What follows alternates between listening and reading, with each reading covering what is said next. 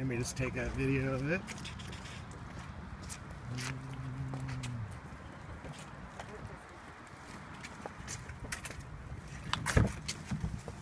All right. What are we sitting in front of? What's the name of this car again? It's the Mercedes-Benz B-Class electric drive. And it's being announced next week. And this is in the somewhere around 40,000-50,000. You're not announcing prices yet. Correct.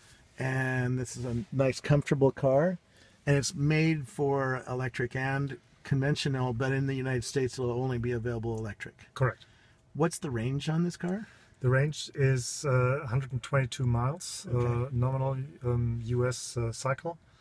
So a little bit more than the BMW i3. Correct. That's good, because I need that extra range, because I drive, on an average day I'll drive 50 miles, Yeah. but sometimes I come down to Mountain View, and, Okay. and it gets close to 100, right? The way you're explaining it, that sounds like the perfect explanation. So we're certainly targeting people who do an average drive per day of, let's say, around 50 miles. It sounds reasonable, and you always typical customer wants that extra safety of having additional range available. Yeah. So with the 122 miles of nominal range, you can do your 50 comfortably every day, no matter what conditions are around. And you always have that extra energy available if you need, in case you need it. Yeah, this is also a little bit longer than the BMW i3. Yes. It also feels nicer. It feels like a Mercedes-Benz. Yeah, and that's the whole point of it. What we're trying to do is not just another electric car. What we're doing is let me put on my seatbelt sure. so we can drive. What we're doing is build a Mercedes-Benz, and it should look and feel and touch like a Mercedes-Benz. Yeah. So when you step into the car, it feels normal to the customer who's used to Mercedes. So all your controls, your feel, your materials are Mercedes style. Yeah. And there's nothing to confuse you. So what I just did, I just started the car normal.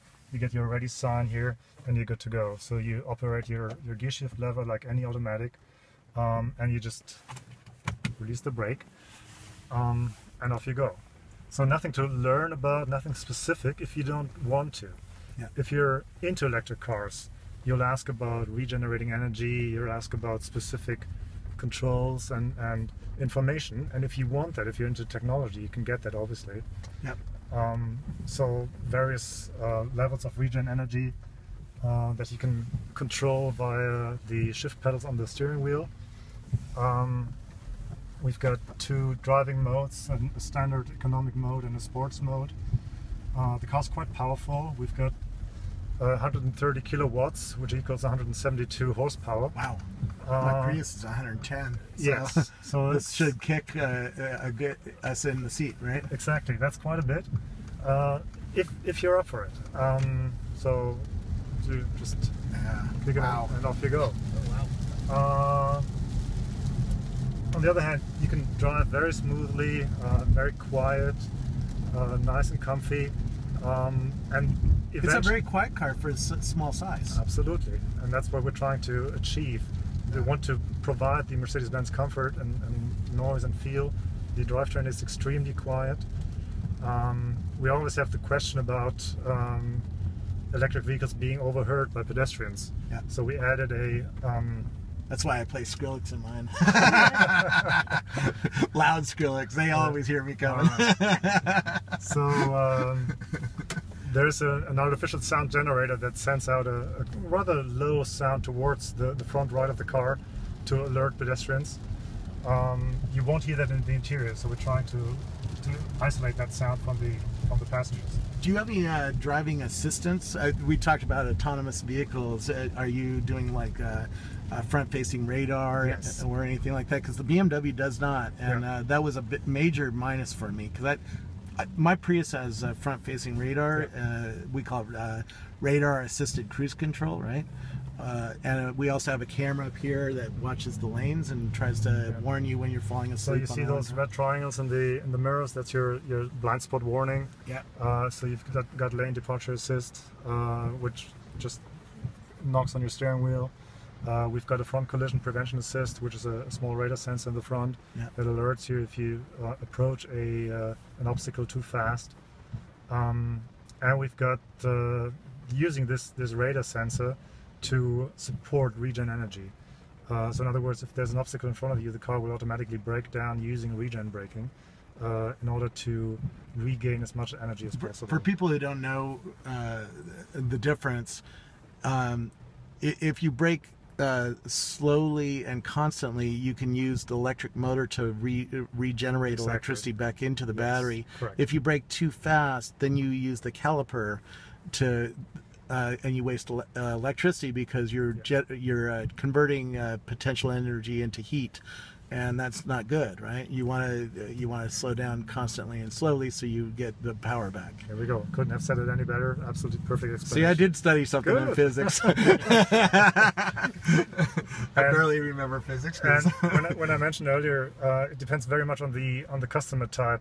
Yeah. People who understand what you just said, they will look after how they operate the car.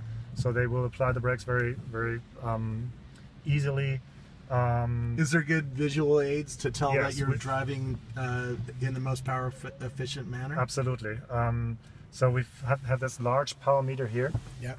which will go into the plus or boost range if you hit the pedal, Yeah. and then it will go back into the charge mode when you apply the brakes slowly and regen energy. So your goal is always to stay on 0 or underneath in order to regen as much energy as possible. Yeah. And then also this energy flow instrument there will indicate now we're regen energy with the green arrows back into the battery. Now we're pulling energy out of the battery. And you always also have that available on the big screen here. Yeah.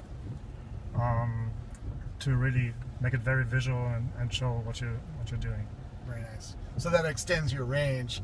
If you're a really aggressive driver like I am, you might only get 90 miles out of it. Exactly. Yeah. Okay. And it's really up to your right foot how much mileage. I have a heavy right foot. So how much mileage you can get out of. I'm the half car. German, you know. You know, we were born on the Autobahn. I mean, come on. No, but that's what I said earlier. Having a daily commute of 50 miles is a perfect thing, because then you can really have experience all the fun the car can provide. Yeah. Using all the power, don't have to think about range so much unless you're really saying, well, today I gotta go 80 miles, and then you look after your consumption. Yeah. One thing when I get into a rental car now is I instantly try to figure out how to Bluetooth enable my Yes. phone and get Spotify on and Yep. get Waze on and get my phone synced up so I can make phone calls and stuff like that. Mm-hmm.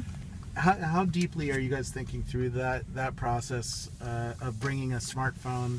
And which smartphones do you work with? Do you work? I assume you work with Android or iPhone. Yes. What happens when you bring one of those phones into the car? So a couple of things. The functions you just mentioned is normal Bluetooth connectivity, Yeah. which is standard in the car. Obviously. But it's hard to figure out on some cars. And you're selecting your phone and you go for it. So that's rather simple. Through the central operation knob here, you can just connect. And basically, while you're driving, you shouldn't do it while you're driving, but it's rather easy to connect that. So the other thing with electric vehicles, you've got obviously much more options of providing connectivity with the vehicle. So all the cars are equipped with a communication module as a standard that via GSM communicates with the backend server. So the vehicle constantly sends vehicle information to that backend server, which you can access through your smartphone or through your laptop, and you can get a state of charge of the car. You can get the available range of any time. You can see the charging process. You'll get the end of the charge information all through your smartphone. Yeah. So you have a Mercedes-Benz app on your phone? Yes. Very cool. So it's called My B-Class Electric Drive, and you can access your car. You got to pair your phone with the car. Can you see where your car's parked in case you forgot it at an airport you or something? can't see automatically. You can say I'm parked here, and then later on lead you back to there. Okay. Cool.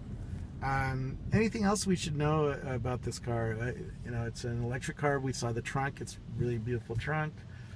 It's very quiet. It's You can get used to that. Yeah. Driving electric cars is ultimately a lot of fun, but also very relaxing. You can just cruise and don't have any noise disturbance. The one thing you might want to know about the car, we worked together with Tesla on this vehicle. So the drivetrain and the battery is provided by Tesla. here from Silicon Valley, as you know. Yep. And that's a very fruitful cooperation in this particular vehicle. Elon Musk is the man. Well, he's got a lot of good people there. Yeah. And we worked with Tesla before on other projects, so this is the latest one. And yeah, we're very happy with that. Yeah. It's available this fall in the United States? This summer in the United States, okay. And later this year in Europe. Very cool. If I'm in Europe and on the Autobahn, what's the top speed on it? Top speed is 100 miles an hour, so we limit it to 100 miles. Is there a reason for that? Well, it's consumption. Yeah. The engine is capable of much more. But above that, the consumption goes really through the roof, and it doesn't make a lot of sense to drive much faster with an electric vehicle. Yeah. If you are in the unfortunate place of getting in an accident, what does the car do to protect you? The car's got all the safety systems features that you would expect from Mercedes. So in other words, airbags around you pretty much. So you've got your driver passenger airbag, obviously. You've got knee bags, you've got side bags. Because it's front-facing radar is not on every version. Is that an option? No, it's on every version. It's standard, on every yes. version. So does it predict that you're about to hit something, and does it Yes. start doing things? Yes. Okay. So the standard safety systems like ESP, ABS, obviously, Yeah. the airbags, and then, as I said earlier, the basic platform of the vehicle is ideal for making an electric car out of it, because it provides a very safe environment for the battery. Since it's placed in that semi-sandwich, it's right beneath long members, right behind a cross member, high up in the car, so the battery is well protected.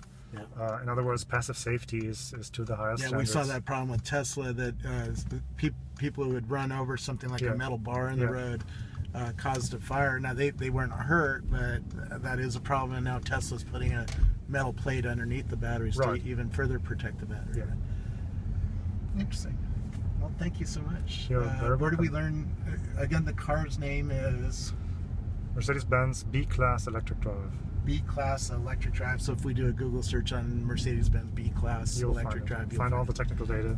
Very cool. Thank you so much. You're welcome.